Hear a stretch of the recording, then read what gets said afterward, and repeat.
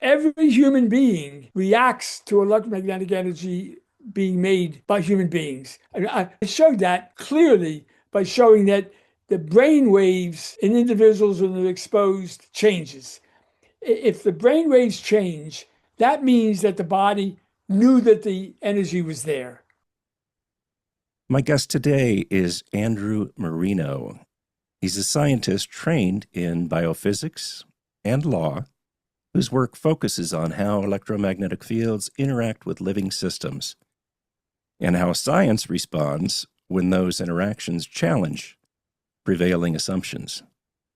He began his research career alongside Robert Becker, author of The Body Electric, and has since explored brainwave responses, frequency-dependent effects, and bioelectricity, while offering a sustained critique of how controversial findings are received within modern science. Andrew, welcome to the EMF Remedy podcast. Glad to be here.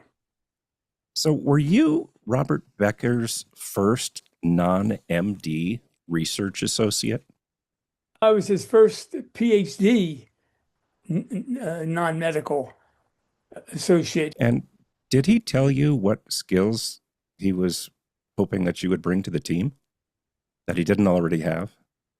Yes, he told me that he wanted to conduct experiments to test his hypotheses, and that's where my um, role would be. So, reading his work and your work, I developed the idea that what he was really looking for was an expansion of physics in the team. Is that true?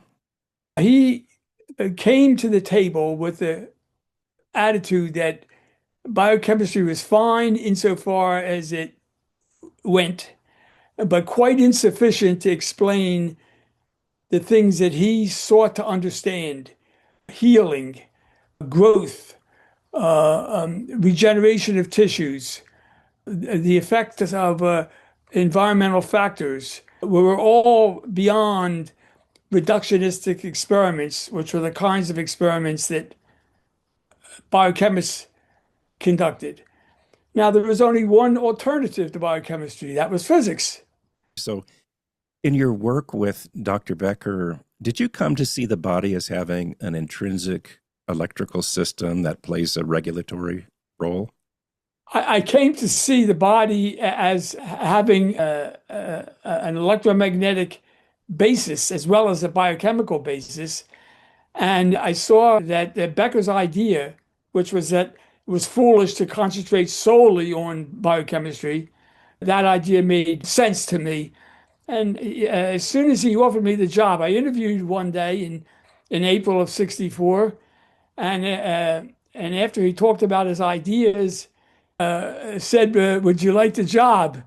And before the molecules in the air that carried job had stopped vibrating, I said yes. So, did your work together suggest that there's a DC electrical component to the nervous system beyond standard nerve impulses? My work didn't do it. I started from that direct observation.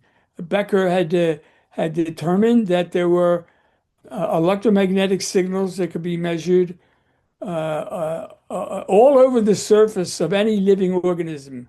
His organisms at that point were salamanders and human beings.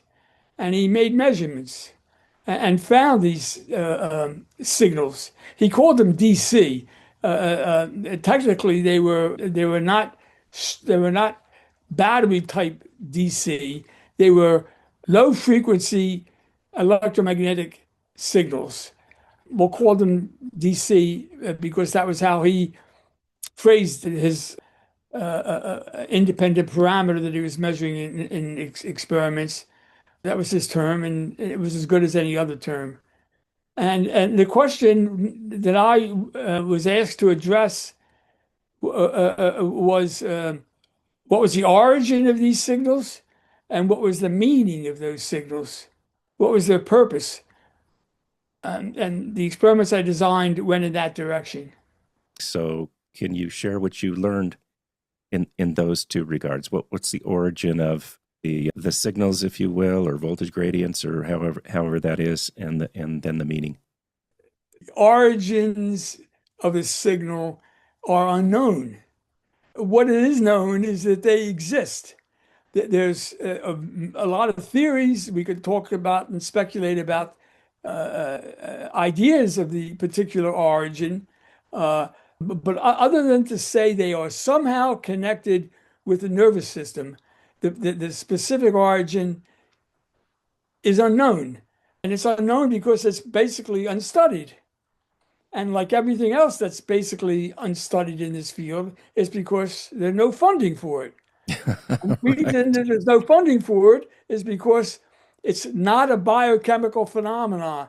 It's a systemic phenomenon. It characterizes the whole individual, not just something at the molecular level, like a biochemical reaction. Okay. So, working with Dr. Becker, what did you observe regarding whether synthetic fields might interfere with the body's natural electrical signaling?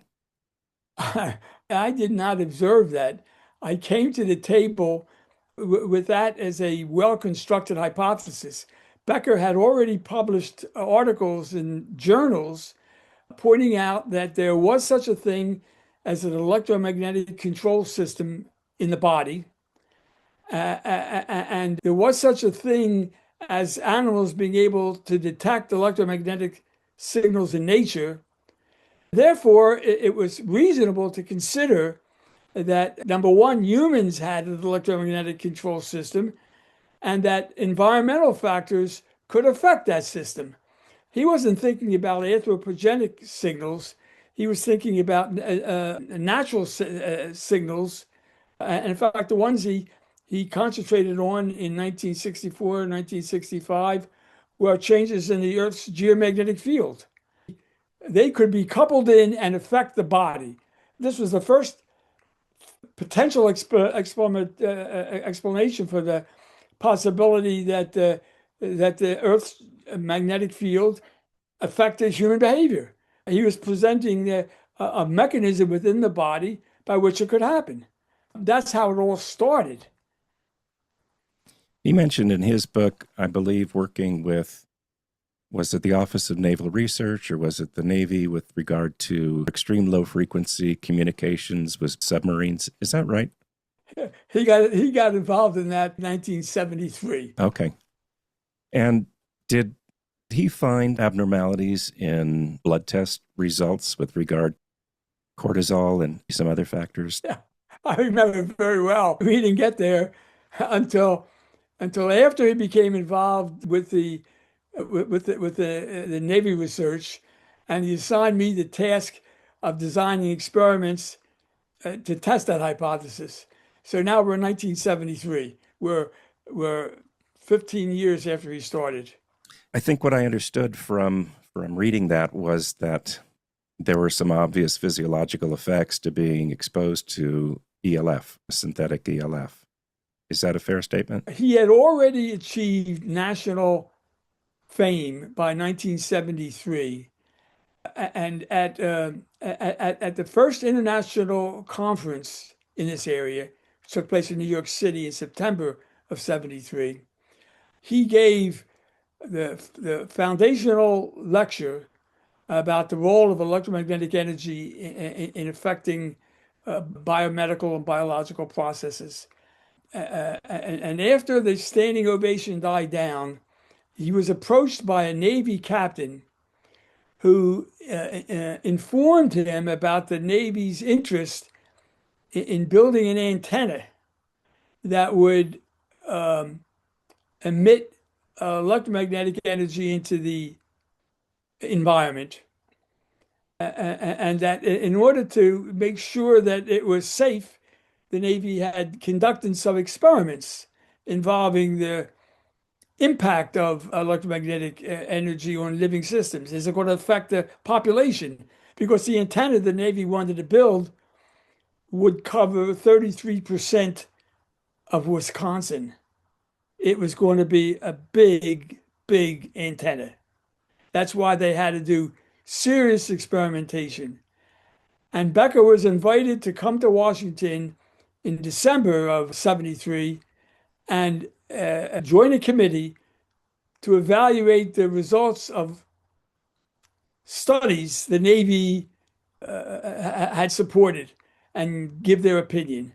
That's where Becker first learned about the potential biological impact of anthropogenic electromagnetic energy.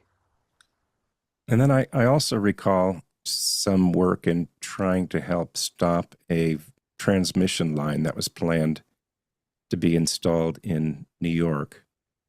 Is that something Yeah, yes, that both of you were involved with? yes, I'd say so.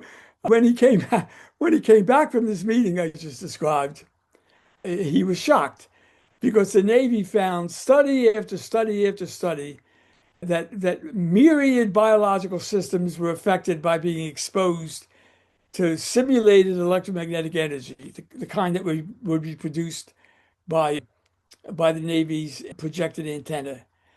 He also learned that the level of that energy was about 1 million times less than the energy emitted from high voltage power lines. 1 week back in Syracuse, he opens his newspaper one morning and sees that the state of New York is holding hearings about the proposal to build a three quarters of a million volt high power line, which is going to produce levels that are probably more than 1 million times greater than known by Navy studies to be able to affect biological systems. So he wrote a letter to a variety of New York officials pointing out that there was this location of information, namely the Navy, and that they ought to take a look at that and talk to the Navy before they went any further and approved the line. The response of the state was to send a lawyer who represented the people in hearings to determine the safety of power lines. That lawyer came and asked Becker to testify to what he knew in a hearing. And Becker agreed, provided that I was invited to testify. Becker had some confidence in me in a variety of ways, including that I had just finished law school 2 weeks earlier, and he thought my presence would be. That's how he got involved and how I got involved in that hearing. There was quite a bit of cross-examination, was there not, in the New York Yes, proceeding you were talking about? it was beaucoup. Do you Much. want to describe what it's like? I'm not sure the average person could endure 20 minutes of cross-examination, but do you want to kind of describe what that's like and how Um, long the cross-examination was? Dr. Becker was cross-examined for 4 or 5 days, and he defended the proposition that it was uncertain, but quite possible that exposure to the power line fields would be a health risk. My role when I testified was to defend the research we had done in that area. Dr. Becker had asked me to begin such research the moment he came back from New York. And by the time we were asked to testify, I had already published 3 papers in the area. I was asked to testify, and I testified about the experiments we had done, laboratory experiments on animals, not humans, and the literature in that area. I testified for 13 days, which was long enough. I quit, and they said, "Okay, you can go." I can't even imagine what that must have been like. The What case was already stated, researched, and defended with data, defended with rational analysis, and now was defended with me sitting in a witness stand in a court, and Becker doing the same thing. him defending it from a biomedical physician point of view, and me defending it from a scientific point of view, as you might expect from someone who studied electromagnetic energy and actually conducted the experiments.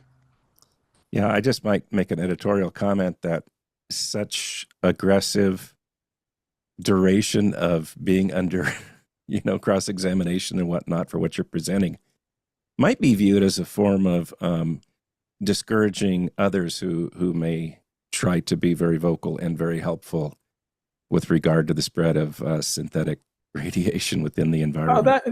that's a fair evaluation, and in order to rebut Dr. Becker and me, who, by the way, testified pro bono and were given permission to testify by the Veterans Administration Hospital, which is where we worked.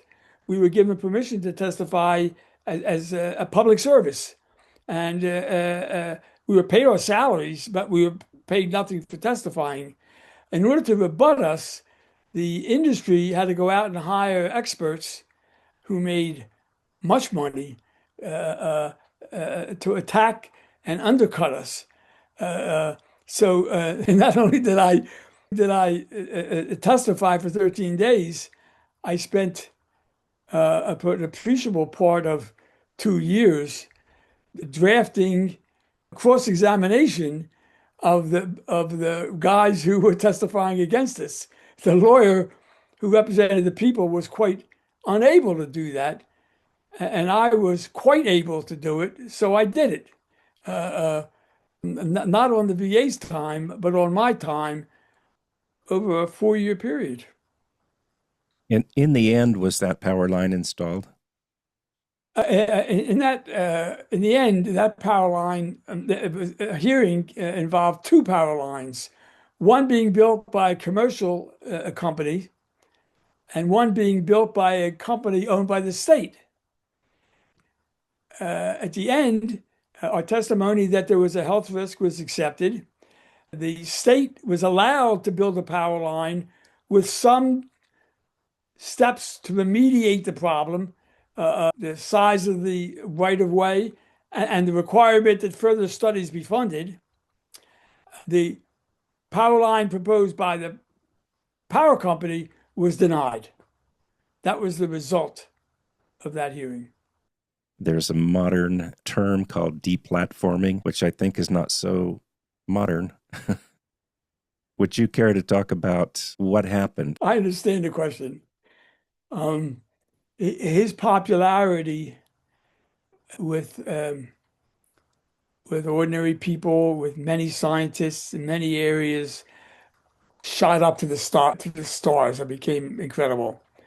His popularity within organized science, as it was by a really important dude in the last century, a guy named Philip Handler, who was the subject of my present book. He controlled the agencies of the federal government that funded research in medicine. The National Science Foundation, the National Institutes of Health, and ultimately, it took a while, the Veterans Administration. In each of those areas, he eliminated the possibility of Dr. Becker being funded. And he essentially drove Dr. Becker into retirement in 1980.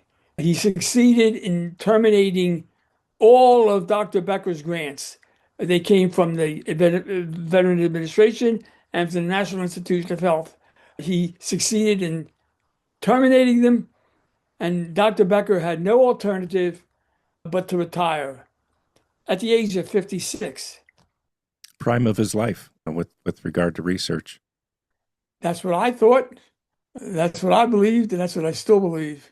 And so that cut me free. Up until that time, I had the best job that existed in the world between September of 1964 and June of 1981. I worked for him. From June of 1981, I had the best job in the world that existed. From then to June of 2008, which happened to take place in Shreveport, Louisiana. In both cases, I had unlimited freedom, a huge budget, and could design my own experiments. So between 64 and 2008, I had the two best jobs that existed in the world. And it'll never be duplicated again. It was a creature of the time. Now, trying to duplicate the research that I did is financially prohibited. It just can't happen. Things have changed. Yeah, so let's explore that a little bit. So I have read your book Going Somewhere, and it's a great read, by the way. I do recommend it to my followers. But it describes somewhat what you thought of science as a young man. And then I'd like to get into a conversation of what you see science as now. But can you talk about that moment when you decided you wanted to be a scientist and why? The moment I decided I wanted to be a scientist was when the Russians launched Sputnik in 1956, and the thing went up and didn't come down. My father had always told me all my life that whatever goes up comes down, but my father was wrong. It was staying up there. So I saw some names in newspapers of famous scientists, and I wrote to them and said if I wanted to go to college, I was now a senior in high school. If I wanted to, if I wanted to learn about why it didn't come down, what would I study? And I wrote to three scientists, and three scientists wrote back and all said study physics. So I studied physics.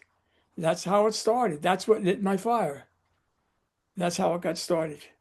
So, did you see science when you were younger as sort of this free ability to get at the truth of a matter using development of a hypothesis and then testing that hypothesis and on and on and on? That's exactly what happened. And at the end, I found out that science had two meanings. It was the original meaning of the search for knowledge, and the other meaning of science it was that it is a tool of industry and government. So today, unless you want to cooperate with being a tool of industry and government, I couldn't advise anybody to go into science because you can't support a family doing science just seeking knowledge. The days of philanthropic support of that are gone. Science is owned by industry and government, and they pay for the science they want. That's what happened in the passage of time. In the 60 years, I was a full-time worker in this field. So, science is for sale in the present age. If you want to characterize it explicitly in a pejorative way, yes. The fact is, it's controlled by industry and government. It's their tool. They own it, they possess it, and they use it for their purposes. That's And, a that's the reality. when I grew up, I would have objected to that, very idea, I suppose, because I was idealistic that no, it's this pure, undefiled search for knowledge and search for wisdom that needs to be shared across all of humanity. And I just really didn't think of who's going to pay, as I mentioned earlier. Yeah, yeah, That's the right. fundamental question of everything in life, Keith. It Uh, is. this Yeah. is no exception. It Everybody has to buy is. groceries. Yeah, everybody has to buy groceries. Yes, yes. When my sons, I encourage my children, all four of them, to go into science. And three out of the four did directly right out of high school, went into science. And I was keen to point out, however, because I saw things changing, that the science that you pick, you've got to take into consideration that you're going to be have a family to support, or in the case of my daughter, you want to be self-supporting so that you don't have to depend on anybody. So you're going to have to make a living. So be careful about the science that you choose, but start there. in your path on life, and then make changes as you go along, as you determine what's good for you. But start there. And all four, well, three out of the four started there. One of them was going to be a businessman from the get-go. And so, buying the ability to buy groceries is one thing because everybody needs to be able to do that other than if you're self, sustaining. But the other thing is then getting the research published. And so people may not think about that process. The peer review research is really the legitimate research. That's sort of the common ideal in our society. But who are these peers and how did they get there? And so do you want to talk a little bit about, beyond the actual funding of an experiment, how the government and industry have come to direct science or own science? This is a It's an important area, Keith. It really is, and it's all something that should be discussed in itself. When Becker started, it was impossible to get studies involving electromagnetic energy published. Very difficult. He broke that door wide open. In 5 years, he published, as I said before, in the world's most prestigious journal. So he got in. Not many other folks were getting in, but he got in. And when I came along, I got in too, but I had to fight the fight against sheer prejudice. So as I developed and matured in the area, I decided that rather than fight ignorant reviewers, I'm going to start a new journal. And I did, started a journal. It's now called Electromagnetic Biology and Medicine, but I started it 40 years ago. And in that period of time, it became easier and easier and easier to publish in any journal.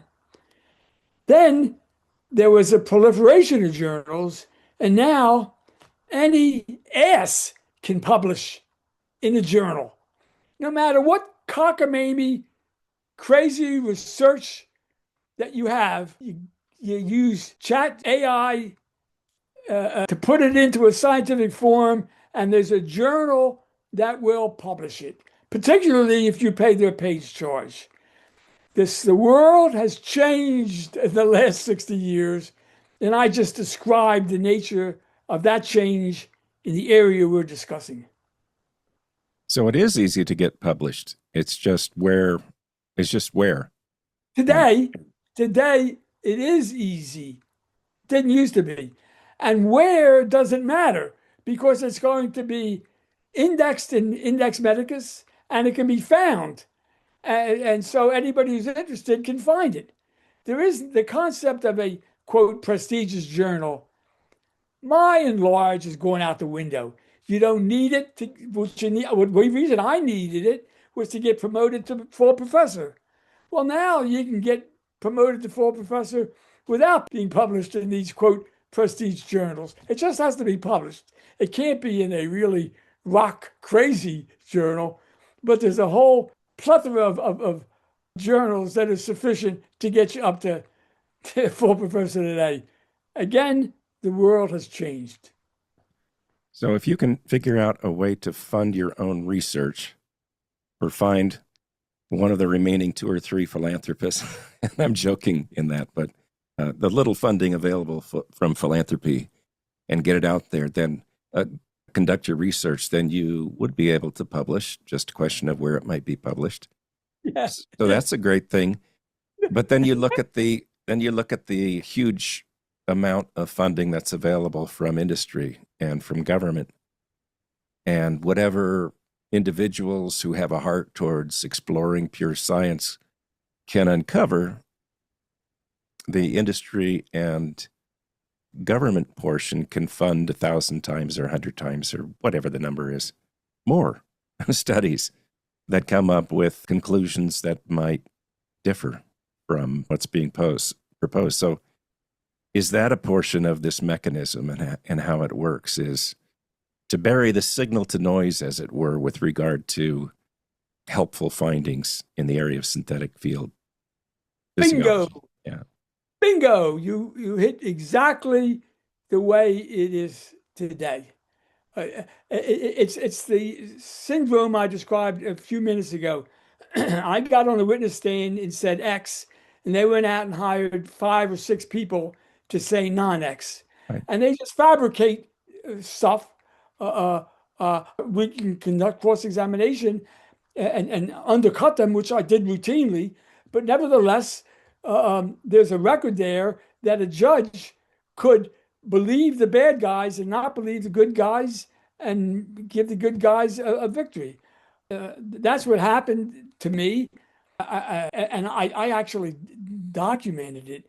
I sent a Freedom of Information request to the Department of Energy, which was at that time funding rigged research by Battelle Pacific Northwest, not too far from where you are, as I understand, where you live. Anyway, they rigged research with government money. And I sent a Freedom of Information request to the government asking for the letters that went back and forth where this scheme was carried out. And of course, they turned me down. And I wrote to Vice President Mondale and asked for his help. And he ordered that those letters be sent. And I still have those letters. So Mm. I have documentation of them bouncing back and forth, designing experiments to refute the experiments that I did. I did experiments showing that simulated power line electromagnetic fields caused adverse effects in mice and rats. They duplicated my experiments and couldn't repeat my results. They were trying to, and they were making all kinds of changes because they kept as I saw in the reports, they kept supporting my results. They kept making changes until they got data that didn't support my results, and that's what they published. And I could see all that going on, and that was just a small slice of the dynamic that took place nationally, and it's even a smaller slice of what's going on today. Money controls research, and research can be made to produce any result that you want. To rebut someone else's research that produced X, you can produce non-X. Simple. And the layman is trapped. He got to sort out what the truth is, and sorting out what the truth is almost impossible. That's the way the system works. And if you go into life and don't know anything about science and you can't make judgments yourself about who's bullshitting you, you got serious problems living in the 21st century. I like to figure out how the trick was done. So, one of the linchpins to this whole, what I would call the reckless spread of synthetic field exposures within society, I wonder how did this happen? And I think one of the linchpins in my experience, and I would like to get your opinion on this, is the non-thermal fallacy. So the idea that if it doesn't heat, it doesn't harm, and therefore anything that argues to the contrary, we can just categorically deny. Do you have any thoughts on that? Well, that's no thoughts to be had. That's the truth. That's what happened, and that's what the government still does.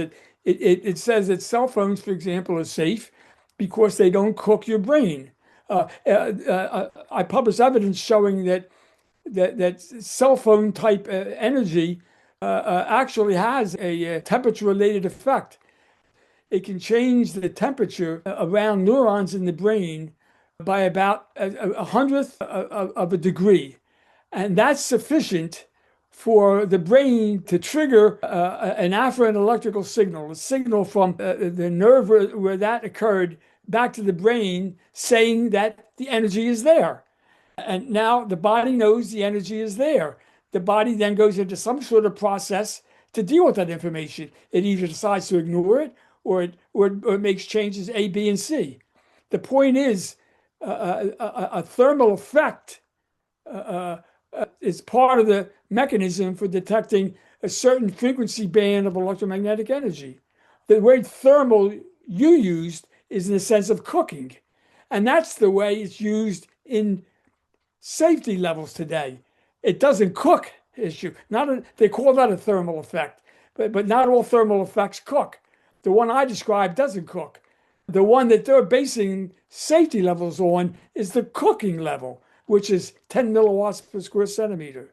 It's pathetic, but once it gets established, once you build a whole society around it, once that becomes a key tool in the life of every human being, it's not going to change. And the best you can hope for is that people understand that along with that tool, that cell phone, comes risk. Just tell them that and let them make up their own mind. Don't hide that from them. That's where I part company with the present system. It hides information from the public. So, getting into some of the research that you've conducted, you sort of alluded to this, but have you found that the human nervous system can detect and respond to weak electromagnetic signals? I've done many experiments, every one of them published and available on my website. You can just download the article and read it. Speaking generally, electromagnetic energy comes in three biological flavors. The lowest flavor, very, very, very small signals, and that energy mediates control and regulation in the body. There are articles published about that.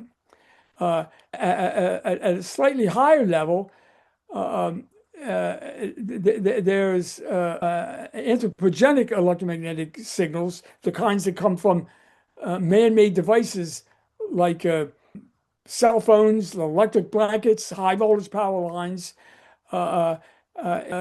is detected a different way, and it has consequences. And then at the highest level, at the level of X-rays, very high frequency, you have genetic effects. The energy comes in and directly interacts with DNA in the body. So you got three flavors by which electromagnetic energy, X-rays or electromagnetic energy, you got three flavors of electromagnetic energy that affect the body. So, with regard to linearity of response, do you believe that the research supports that a greater intensity of exposure produces a greater physiologic effect, or are there discontinuities? Are there window effects? A linear biological effect is an effect in which if you give a subject a dose of X and you get a response of Y, you now give it 2X, you get 2Y. That's the way I think you're using it. That's the way it's commonly used. The way it's important to understand is that the body is nonlinear, not in that trivial way. That's simplistic. The body is nonlinear in the sense that the laws that govern its behavior are such that when a very small stimulus is applied, a very, very large effect can come. That's the laws. And that if you apply the same stimulus again, another effect can come that is not the same as the first effect. In other words, the body is sensitive to very, very, very small signals, and the precise response of the body is not the same. That's what nonlinear means in the world of science. Let me ask a practical question. Is it possible that the cell phone that you're using might be, under whatever circumstances, more harmful to somebody in the next room than to yourself or a distance away? It's yes and no. There are some people who react to electromagnetic signals in the environment consciously. They know it. They can identify and associate a somatic reaction, a reaction of the body to electromagnetic energy. But the far greater majority of people don't know that their body is reacting. So there are two classes of people along this line. Now, the consequences of that are another matter. I'm not going to dare get into that right now. It shows that the body can detect the electromagnetic energy. That's the seminal observation that has to be made. There has to be a detection. There has to be a seminal effect. Effects that don't occur are not worth even thinking about. You have to have an effect that you consciously recognize occurs. Then you start worrying about whether it's safe or it's unsafe. So safety doesn't enter the situation until you have an effect.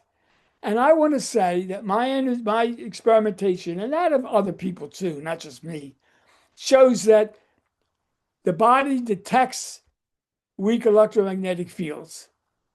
What's safe has never been approached, where you can't even agree that there are effects. There's still some people today say there are no effects. Ah, how do you talk to those people? You don't. You turn away, say, have a good day, and you go away. So That's if where my experimentation ended, okay, showing that there were effects and showing that it was consistent with the laws of physics.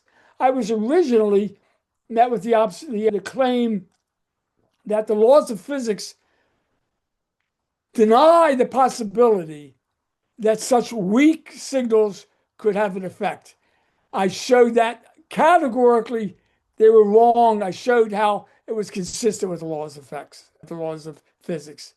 So now, where are we? It's consistent with the laws of physics, and they occur in response to natural and anthropogenic electromagnetic energy. Boom! What's safe? No one knows. No one studied it in any serious way. That's where we are. I would like to end, if we could, on one last question, which is for people who are looking at help with synthetic field exposures, what are your thoughts about the promotion of personal protection devices such as harmonizers, pendants, scalar energy devices, neuralizers, blockers, reducers, pendants, stickers, and other devices marketed as solutions to protect against synthetic electromagnetic fields? Well, I'm not going to try to name, I'm not going to try to answer in relationship to a particular named effective protection agent. I'm going to try to respond to the gist of your question. People who are sensitive cannot manifest their sensitivity until they detect the energy. Now, what we have are two groups of people, people who have a low detection threshold and a high detection threshold. Most people have a high detection, subjective detection threshold I'm talking about. They have a high subjective threshold, so they do not know that their body is responding. Others have a low threshold. They know when it's responding. They can feel it, but it's still a threshold. It just happens to be lower than normal. Now, any device that lowers still level that's triggering is protective by definition. It takes you below their threshold. So you have to have some confidence that the device you are considering acts that way. Now, if it is said to act in some other way, all I can say is I have never seen any evidence for any modality that acts in some other way. I've seen claims, but not a scintilla of evidence. So you want some form of reduction of threshold, reduce the level that you're being exposed to. To make an extreme example, is you cover yourself with a metallic sphere. Now no energy gets in. So you reduce your threshold to zero. Something that has that effect. Those are the kinds of devices. That's the rational approach for those individuals.